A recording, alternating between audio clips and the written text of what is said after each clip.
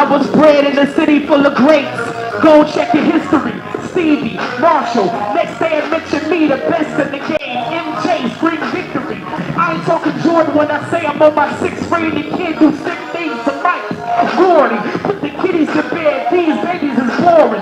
Home of the hustlers, being broke is foreign. Take two of these, call me in the morning. My whip game Papa, quick game Papa, plus a thick game, sick frame. She need doctor, and not the one to revive the game. Double booking it, still we ride the same. On that suicide shit, a do or die shit. From the murder city murder when we move with ice spit. All collapse lungs done, don't breathe. In Detroit, the murder capital, cold, all seasons. Go round, go round, go round. Go round, go round. Detroit make the world go round. If they don't know Detroit make the world go round, I don't know what.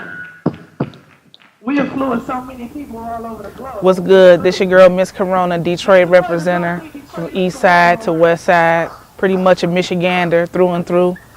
Yeah, I'm an MC, an actress, event host, curator, all of the above, all-out entertainer. Y'all stand up out the seat.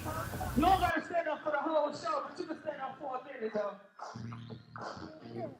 How you started? Well, my beginnings as an artist started actually at the C Note Lounge on East Van Dyke and 7 Mile.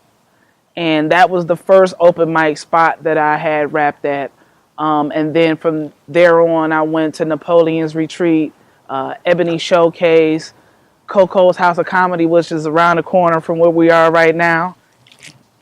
And I went to the hip hop shop one time, actually, right the week before they closed.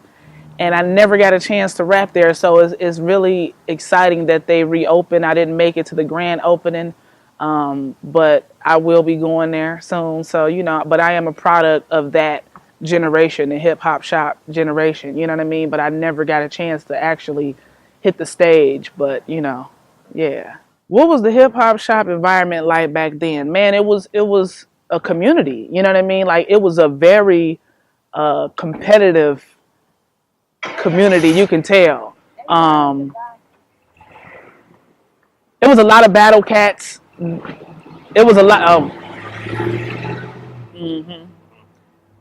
it was a lot of battle rappers that hung out there. You know what I mean? Like I think at that time, that was a really huge scene for. Can you go hear them? Oh, okay. Big Proof was the host.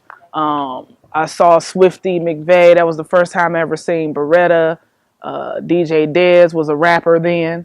It was very competitive, and it made me want to touch that stage because I knew that if I got heard in that atmosphere by that crowd, that I would get accepted. You know what I mean, and gain some notoriety of sorts or some type of attention.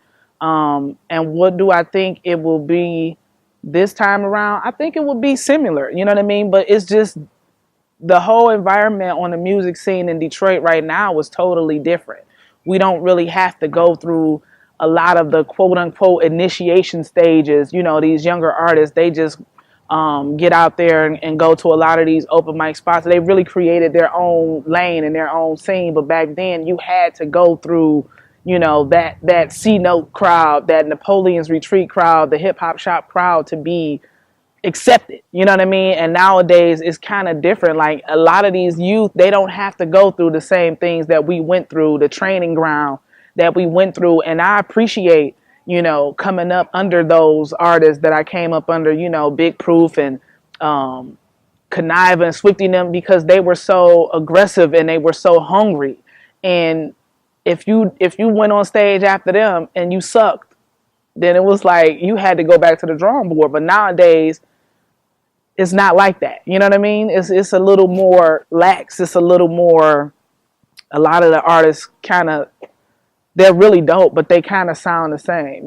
Back then we were taught to have originality. You know what I mean? Like you couldn't get up there sounding like Proof because you got called out, but now you won't get called out for sounding like the next man. It's like everybody is accepting of it, and that's cool to a degree. But you know, I hope that the reopening of the hip hop shop will bring back the hunger and the originality that it had once before. You know, the industry is so cookie cutter. They wanted it to be where everybody who was hot, it was similar, because that was the formula that they knew would make money, or that they felt would make money. But when you had artists like Queen Latifah and Kwame and, you know, Fresh Prince and, you know, Special Ed, those artists, even Detroit artists, Detroit's Most Wanted, and, you know, Moxie Ski, and you know what I mean? Like, they were trendsetters. They set trends. Smiley, they did things. Boss, they did things that other artists didn't do. You know, the only difference between the Detroit market and the market in the industry is that they have a machine there. They have the machine that constantly produces artists over and over again. Here we don't really have that since Motown is gone. We don't have that for the young crowd, the hip hop scene, the jazz scene, you know what I mean? The techno. We don't really have a label that pushes the artist to the forefront, you know what I mean? But we still have people who are in the industry that come to Detroit and they snatch what we have here. You know, they snatch a lot of concepts. They snatch a lot of the way we dress, the way we, you know what I mean, carry ourselves. It's evident, you know, the what up doughs, and we've been saying that since the 80s. Now you got mainstream artists saying what up though, wearing Cardis. Now they rocking Rockports, and you know what I mean? Like, it's just like, oh, we've been doing that. What is good, you know what I mean? But it is.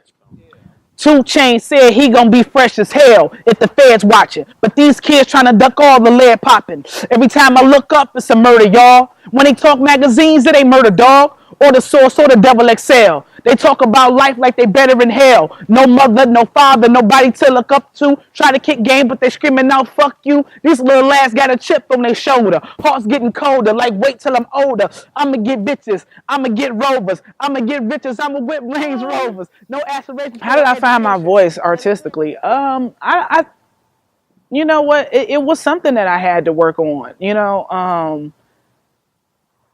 Just recently, over the past 5-6 years, it's just been more of a comfort zone for me to be in my own skin. You know what I mean? Like, I do rap aggressive, but you know, a lot of the times when I get off stage, people are kind of thrown off by my nice demeanor, I guess. You know what I mean? They're like, oh, I thought you were unapproachable because you rap so angry. The aggressiveness in my flow has always been there, you know, and I think that comes from being in such a male-dominated field, and, you know, being groomed by some of the most talented artists from Detroit, you know, and then just as I got older and being more comfortable being a woman, and you know, because back then it was like, oh, you can't really, it's a man's world. I've always been comfortable being a woman, but if they don't feel that you're sexy or sexed up,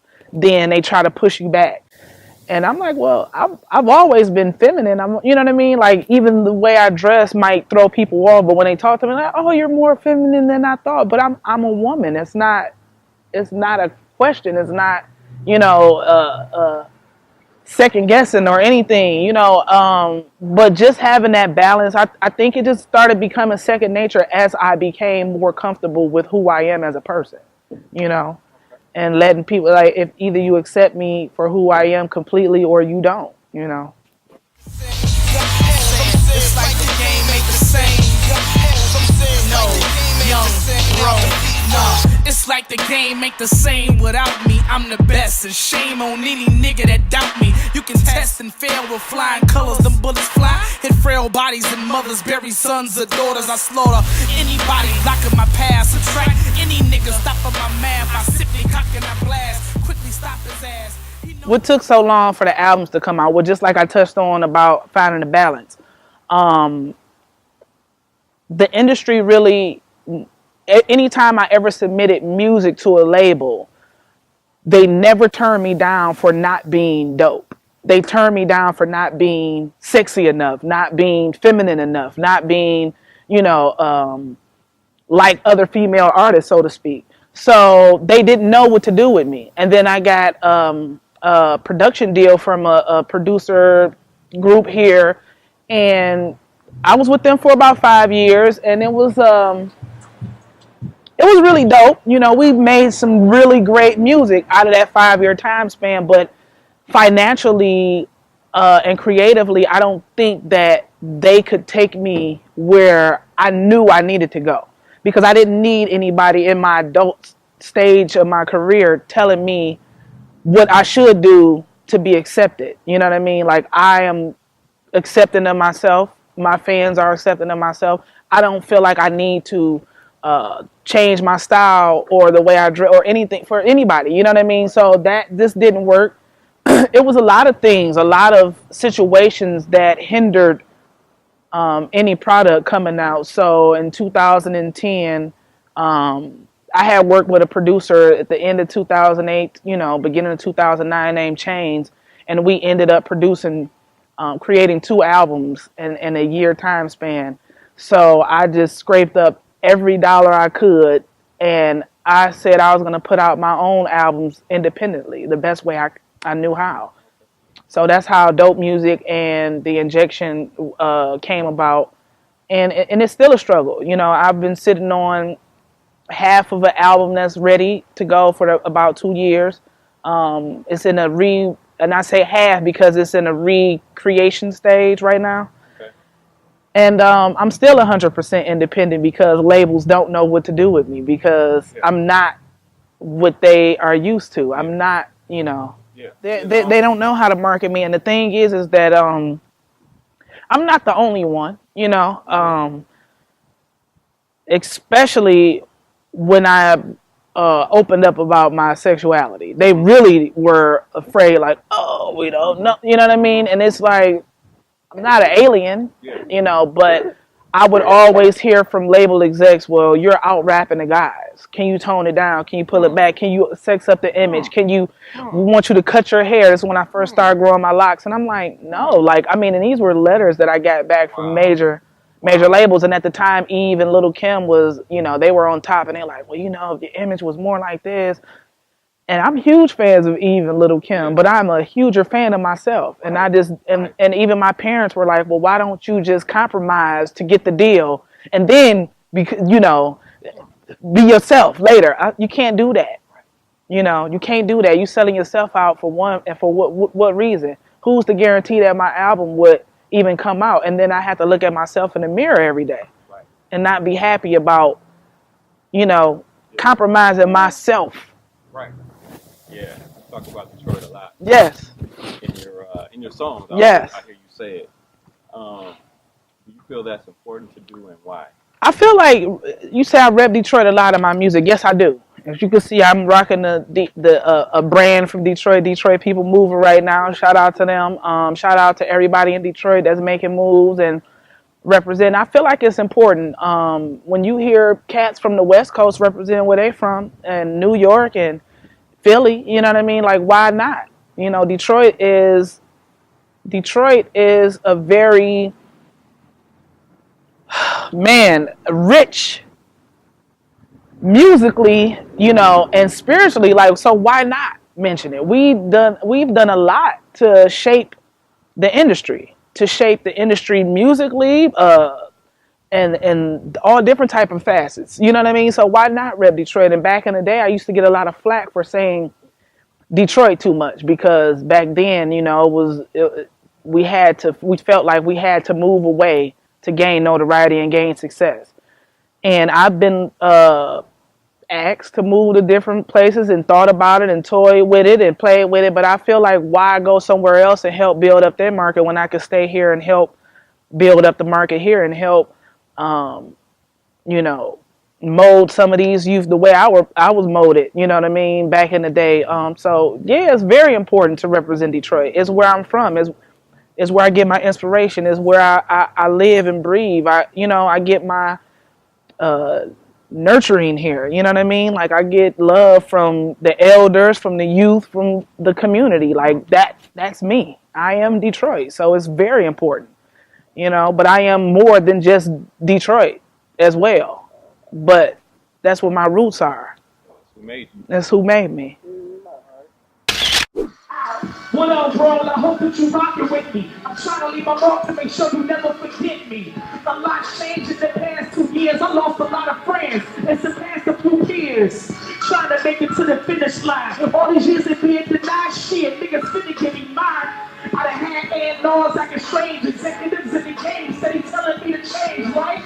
This ain't your lane. We should pick another. Fuck all y'all. You can keep the rubber. I die celibate before I die relevant. I'm about to act a sucker for these clowns. No elephant. Or a big top. Spare through the pit stops. I ain't slowing down to the world. No, my shit hot. Hey, you might as well get used to me. Cause I'm headed to the top where the truth should be. Hey, cause I won't change. No, and I won't change for no man. I can only be who I am. So take me. Cause I won't change.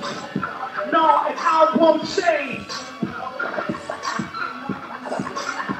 Growing up, I was confused. They called me kissing a girl. They told me straighten up. It's a cold, cold world. People won't accept that lifestyle that you live in. From that moment on, I got used to pretending. Living in a fantasy. Trying to live a normal life. They said I was a freak. Told me I wasn't normal like I was blowing horns. A storm from the devil's pit. Told me I was hellbound, but I was living devilish.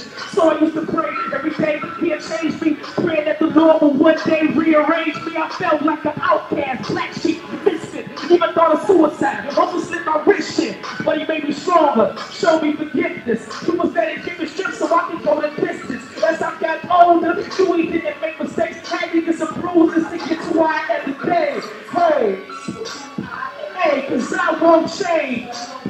No, and I won't change for no man. I can only be who I am. So take me for who I am. Cause I won't change.